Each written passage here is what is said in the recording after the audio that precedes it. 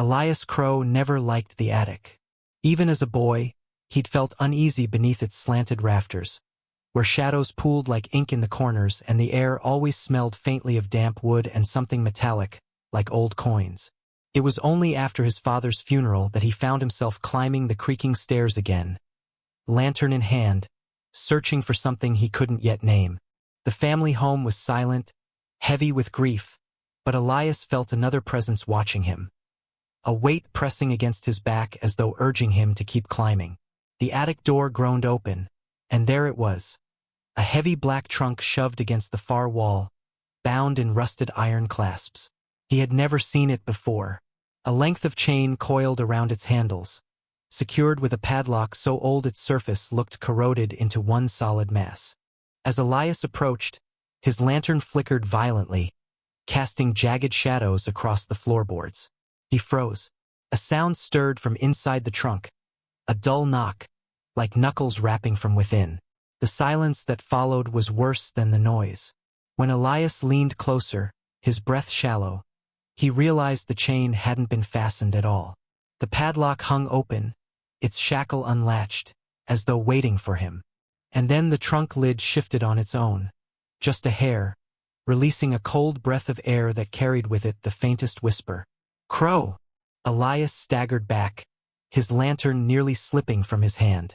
The whisper still clung to his ears, echoing in his chest as though it had come from inside him, not the trunk. He swallowed hard and pushed the lid open. The hinges shrieked in protest, and the smell that poured out was worse than mildew, sickly sweet, like flowers left too long in stagnant water. Inside, instead of bones or family relics, he found bundles of aged letters, wrapped in faded black ribbon. Each envelope bore his family name written in the same elegant, curling script.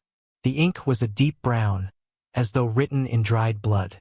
The first letter he opened trembled in his hands. "To whoever inherits this house, our sins are yours now. We tried to bury them, but blood seeps through stone. You must learn what we did. If you refuse, it will claim you as it claimed us." The words blurred as the lantern sputtered. Elias's breath hitched. He could feel the temperature dropping. His fingers went numb against the parchment. Then came the noise, a scrape, like something dragging across the attic floor behind him. Slow, deliberate. Elias whirled around, lantern held high. Nothing but dust and rafters. Yet, when he turned back to the trunk, another letter had slid forward on its own, landing at his feet. The seal was broken. Elias bent down and picked up the fallen letter. The paper was colder than the air around it, slick with dampness as though pulled from the earth. Its envelope bore no name, no greeting, just a dark crimson wax seal that had already crumbled apart. The letter inside was shorter than the first. "The one who reads this must not turn away. The house does not forgive abandonment. Learn what we learned, or you will carry it in your body until it bursts free." The script seemed to twitch on the page, as if the ink was still wet. Elias blinked and swore the letters had changed slightly, their shapes more jagged than before.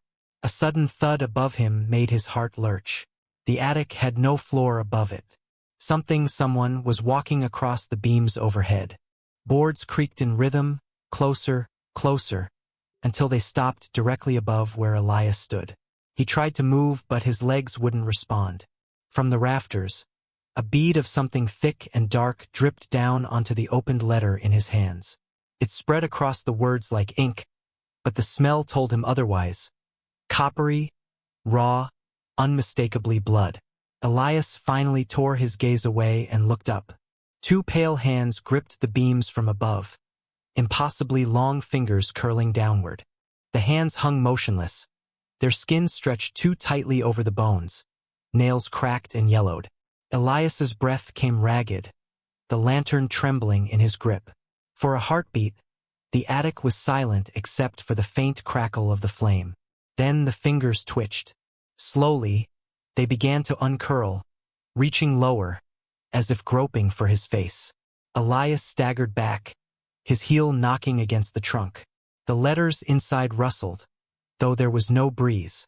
The lantern flickered violently, shadows crawling like living things across the beams. "Who's there?" Elias rasped, though he already knew it wasn't a person. The hands released the beam and vanished upward with a sudden, jerking motion. Silence followed, thick, suffocating silence.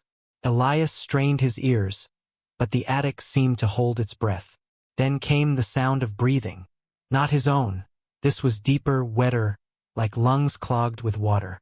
It circled him, slipping through the darkness, always just behind him no matter how he turned.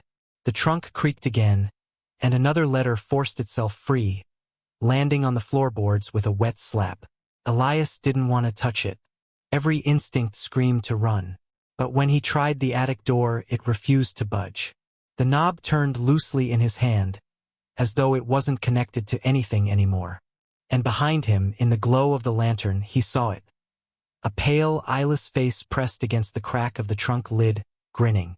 Elias stumbled back, his spine pressing against the attic wall. The face in the trunk did not move, its grin impossibly wide, gums black where teeth should have been. Yet the thing did not climb out. It only waited. The lantern guttered, throwing light across the floor where the newest letter had fallen. Elias, trembling, forced himself to pick it up. Anything was better than staring into that smile. This one was longer than the others. The paper was warped, as if waterlogged, and the words were scrawled with such violence the quill had torn holes in the parchment. We were chosen to keep it, to feed it. Each generation, one child learns the rights. One child is bound to it, body and soul. If the right is refused, it will break free, and it will take all of us with it. Elias's hands shook. His father had never spoken of anything like this. Yet the words felt true in a way that chilled him to the marrow. The trunk groaned again, the lid opening wider by an inch. The face inside sank back into the dark, replaced by fingers, those same pale, clawed hands, sliding over the rim. Elias dropped the letter. The attic pulsed with a sound like a heartbeat, faint at first, then pounding through the floorboards, the rafters, his own chest. He realized it wasn't the house making the noise. It was the thing inside the trunk. The heartbeat grew louder, faster, as if the attic itself had become a living thing. Elias's eyes darted from the trunk to the lantern, back again. The thing was rising, its form coiling upward like smoke, yet solid enough to cast shadows that clawed at the walls. A sudden memory struck him. One his father had mentioned only once, in a whisper so quiet he barely remembered it. Crows keep their debts or they pay with blood. Elias understood now. The letters were not warnings, they were instructions. The family had bound themselves to this entity, each generation performing some dark ritual. Some rite he had never seen, never understood, and now he had no choice but to learn. He picked up the first letter again. As he read aloud the words that felt like a prayer and a curse combined, the attic reacted. The floorboards trembled, dust falling in showers around him. The face in the trunk shifted, eyes, empty voids, fixating on him. A sudden sound made him flinch, whispering. Not from the letters, not from the trunk, but from the walls themselves. Do it, do it, do it. Elias's throat tightened. The letters told him he needed to perform the rite alone, using items from the trunk. He had never known what those items were, but now he understood. The bundle of letters, the rusted chains, the cracked padlock, even the old ribbons. They were all part of the ceremony. And if he failed, the entity's hands shot out from the trunk, slamming into the floorboards. The attic shuddered. Elias screamed, but his voice was swallowed by the rising roar of the heartbeat. The rite had begun whether he wanted it to or not. Elias knelt before the trunk, hands shaking violently. The letters had instructed him to gather certain items. The rusted chain, the black ribbons, and a small, iron key that had been hidden beneath the first bundle of letters. Each item seemed to hum in his grasp, vibrating with a life of its own. The attic responded. Shadows twisted along the walls, forming faces that screamed silently. The lantern flickered, nearly going out, but Elias forced it to stay lit. He opened the trunk wider, revealing a pit of darkness at its center. Inside lay objects he had never expected. A cracked mirror, a jagged knife with dried crimson stains, and a small, leather-bound journal with pages that rustled as though alive. Elias hesitated, the entity behind him shifting in the shadows. Then he heard it, a rasping, guttural whisper from the trunk. "Do not falter, or we all die." He forced himself to follow the letter's instructions, placing the items in a precise pattern on the floorboards. The chain in a circle, the ribbons at each cardinal point, and the journal opened in the center. Every motion felt unnatural, as though the items resisted him. And then the mirror trembled, reflecting not his face but the twisted, hollow-eyed faces of his ancestors, screaming silently from within the glass. Elias realized the entity wasn't alone. It was the culmination of generations, feeding on the Crowe family's guilt, their sins, and their secrets. The letters had warned him. The entity could not be faced alone. And yet, there was no one else left. Elias's hands hovered over the jagged knife, the iron key, and the journal. The letters had commanded a blood offering, but they gave no guidance on whose blood, nor how much. The entity pulsed in the shadows, the heartbeat now a deafening drum in his skull. He pressed the knife against his palm, flinching as the first drop of blood fell onto the journal. The pages writhed as the red stain spread, forming letters that weren't written by any human hand. "Welcome, inheritor. Now you see what we saw." The mirror trembled violently, and the hollow faces of his ancestors twisted in anguish. One of them raised a hand, pointing directly at Elias. The reflection screamed, and for a terrifying moment, the sound seemed to echo in the attic itself. The entity surged, moving faster than human eyes could track. Shadows writhed across the floorboards, reaching for him, seeking to drag him into the trunk. Elias dropped the lantern, plunging the room into near-total darkness, the flickering flame casting long, jagged shadows. Then came a sound he never expected. A voice. Not a whisper, not a growl, but his father's voice, hoarse and trembling. "You must finish it. You must know everything we did." Elias realized the truth. The ritual wasn't just a rite of survival. It was a revelation. The entity was a record of his family's darkest acts. And to survive, he had to understand every atrocity, every choice, every secret buried in the Crowe bloodline. The attic seemed to shrink around him, the shadows closing in. He had begun, and there was no turning back. Elias sank to the floor, the journal open before him. The blood on its pages pulsed faintly, as if alive, forming words that seemed to crawl and twist under his gaze. The letters instructed him to read aloud, a step he knew would bind him further to the entity. He began, voice trembling. "In the year of our ancestors' rise, a child was taken from the village, sacrificed to ensure the Crowe line would never fail." The attic shook violently. Dust and small debris fell from the rafters. Shadows stretched into human shapes. Faces of long-dead villagers pressed into the walls. Their eyes were wide, mouths frozen in silent screams. The entity pulsed with approval, its heartbeat now synchronized with Elias's own.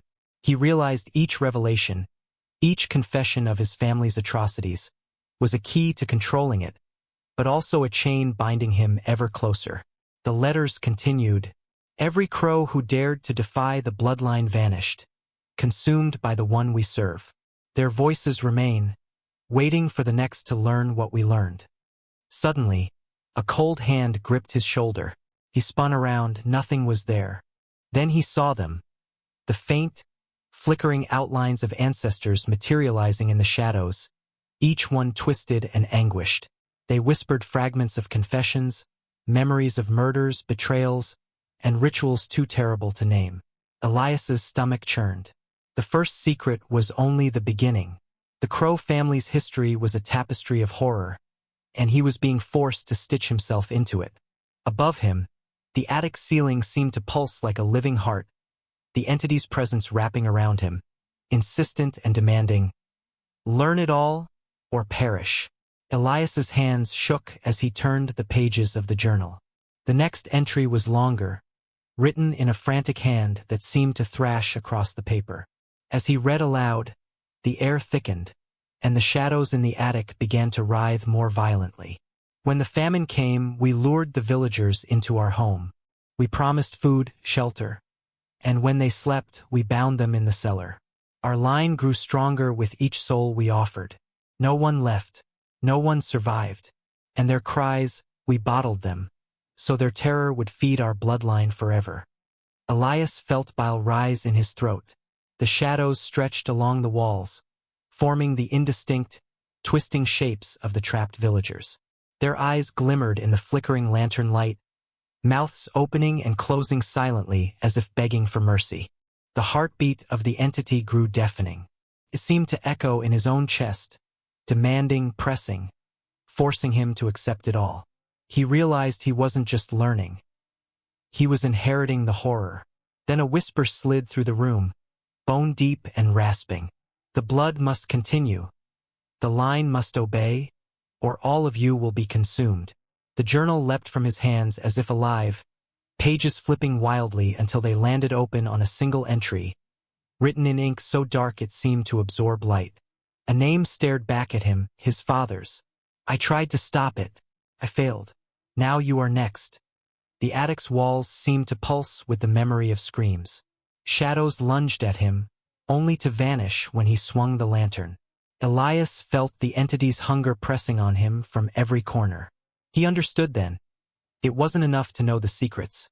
He had to relive them, feel them, and continue the Crowe legacy, or he would become another face in the shadows. Elias stumbled backward as the shadows surged toward him. The heartbeat pounded in his ears, drowning out reason.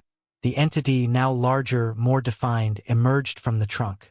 Its form was a twisted amalgamation of every Crowe ancestor, limbs elongated, faces fused into one grotesque mask. It lunged at him. Elias barely dodged, the lantern swinging and casting wild, flickering light across the attic.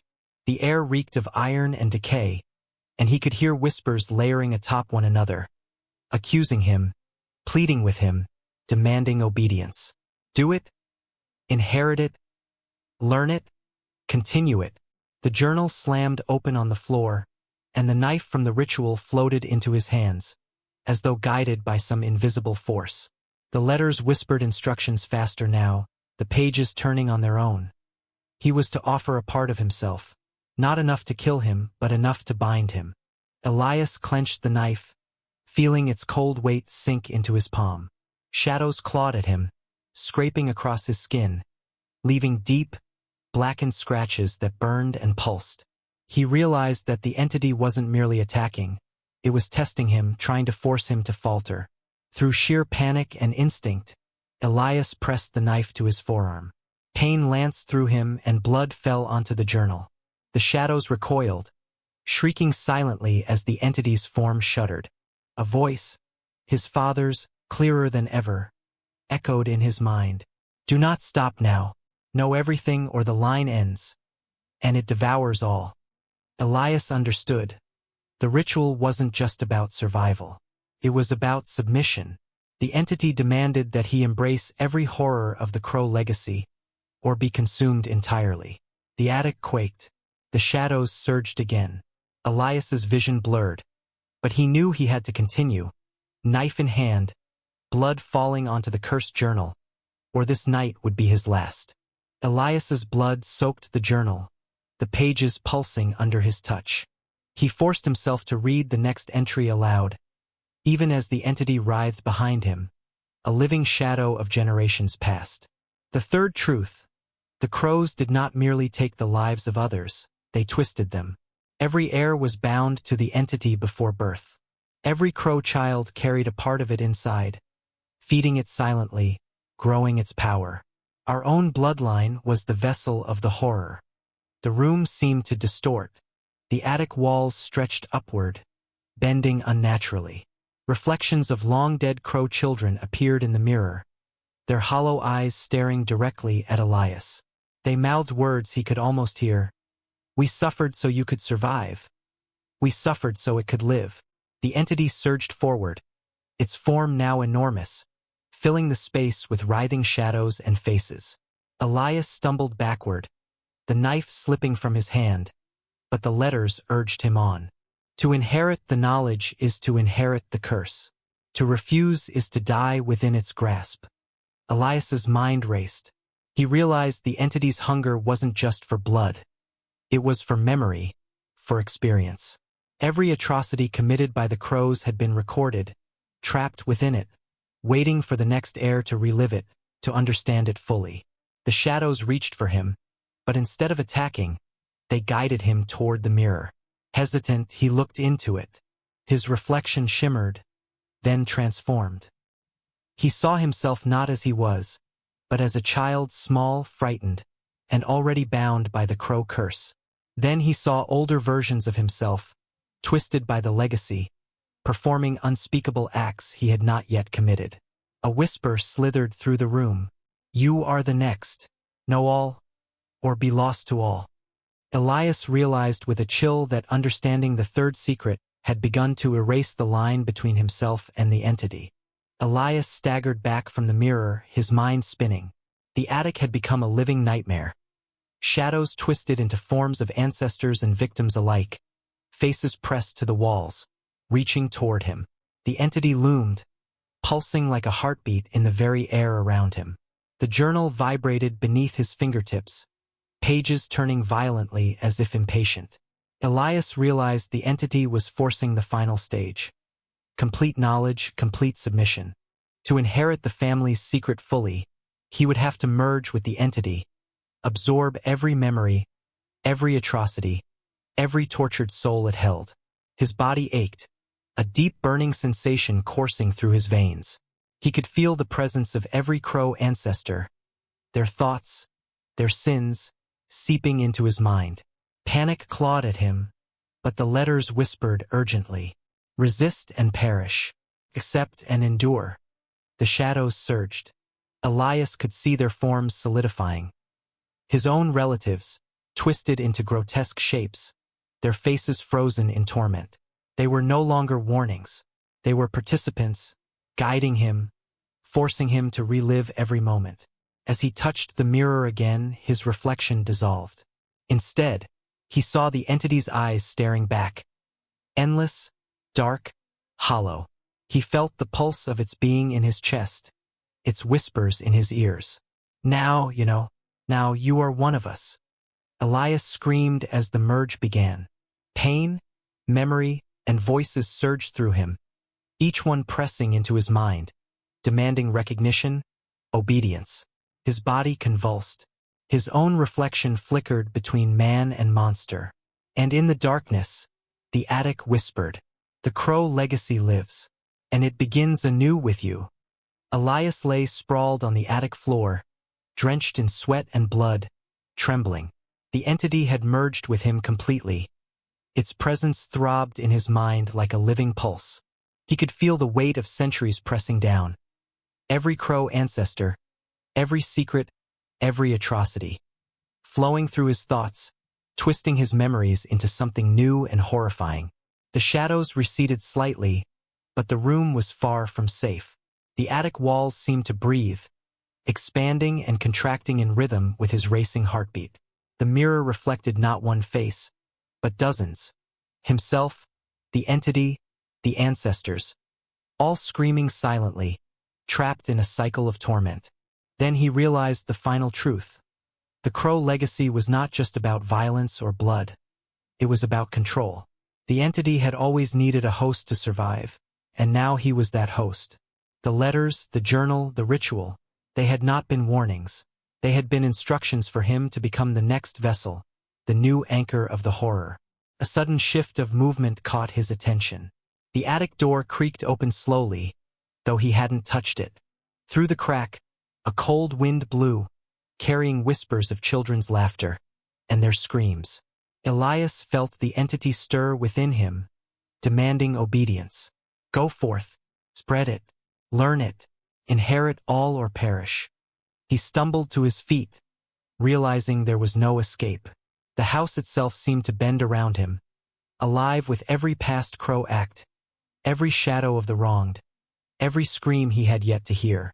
The entity whispered one final secret into his mind. a revelation that froze his soul. You are not the last. You are the first of the next cycle. The attic went silent. But Elias knew the horror was only beginning. Elias stepped forward, each movement heavy, unnatural, as though the attic itself guided him. The entity pulsed within him, a living heartbeat of countless generations, whispering truths that twisted his mind and burned his soul. He was no longer just Elias Crowe. He was the culmination of everything the Crowe family had done, everything they had hidden, everything they had become. The journal hovered in front of him, pages fluttering wildly. The letters spilled from it like a dark waterfall, scattering across the floor. Each one bore the sins of the past, each one now binding to him, merging with his consciousness. A shadow moved across the wall, then another, then dozens, hundreds, stretching out of the attic into the very bones of the house. Through the cracks in the floor, the walls, even the ceiling, the faces of ancestors and victims alike pressed forward, reaching toward the world outside. Elias felt the entity stir, pushing him forward, urging him to complete what the Crowes had begun. The attic door groaned open, revealing the darkened halls of the house. He knew, with icy certainty, that the horror would not stop here. It was alive, hungry, and now tethered to him. The mirror reflected his face, but not just his. It was his father, his grandparents, the children, the villagers, all twisted into one, their eyes hollow, their mouths wide in silent screams. Elias felt their memories pulse through him, teaching him, tormenting him, molding him into the final Crowe heir. He raised his hands. The shadows obeyed. The letters flew from the journal, wrapping themselves around him, forming chains of ink and blood. And then, with a whispered promise that chilled the marrow of anyone who might hear it, the entity spoke through him. The Crowe legacy lives. All who follow shall suffer. All who resist shall perish. And the world shall never forget us. The attic fell silent, yet the house thrummed with life, a dark heartbeat that stretched beyond its walls. Elias, now both man and entity, stepped forward into the hall, carrying the weight of centuries. The Crowe legacy had awakened anew, and nothing would ever be the same. Outside, the wind moaned, carrying faint whispers, cries of the past, promises of the future, and the unending echo of a family bound forever to horror. The nightmare had only just begun.